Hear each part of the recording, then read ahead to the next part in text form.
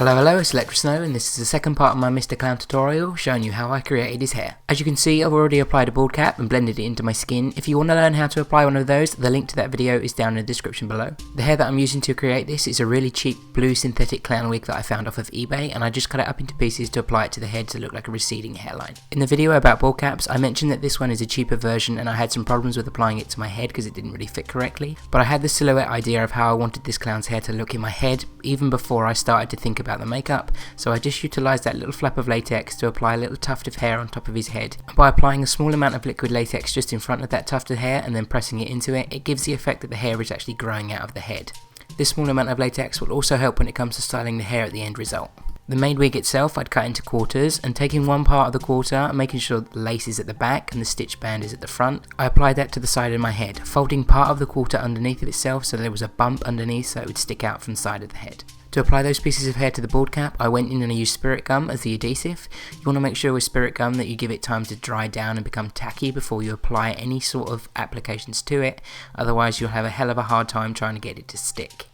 I made sure to get that piece of hair applied at my temples first so it was secure, and then pull it round at the back and secure it there afterwards, making sure that it's level across the side of my head. And you just want to go and repeat that process on the other side as well.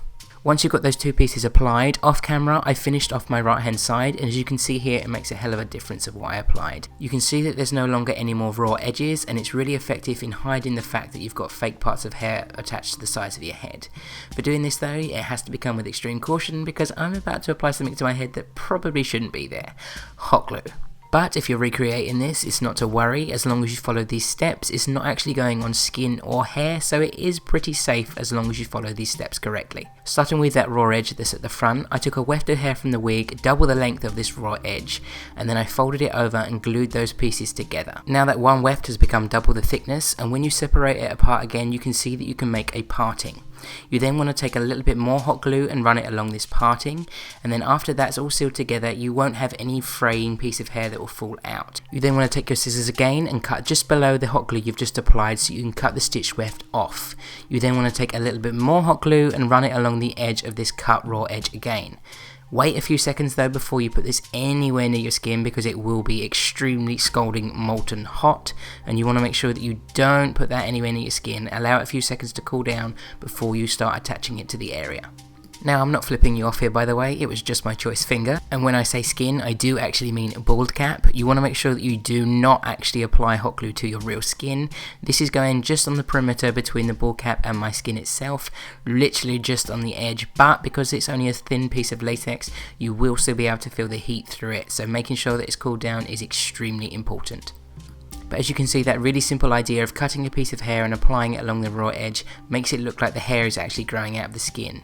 You can see that there's a little bit of shininess from the spirit gum we applied earlier, but we go in and cover that up with foundation later on. This finishing technique also works wonders for controlling the hair, stopping anything from falling into your eyes or onto your face.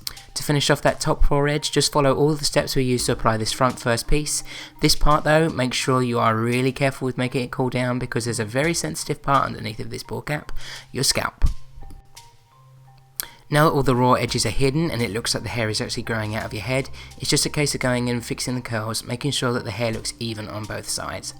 I then also went in and in between all these sections I just applied two small tufts of hair, again extremely carefully using hot glue, and in the end result I actually formed these two pieces into balls, and the way that I did that is I applied some liquid latex into these pieces of hair themselves, just like I did with that top tuft at the front, but this I applied into those pieces of hair themselves, scrunched them together, and then they form nice little balls in those middle two sections.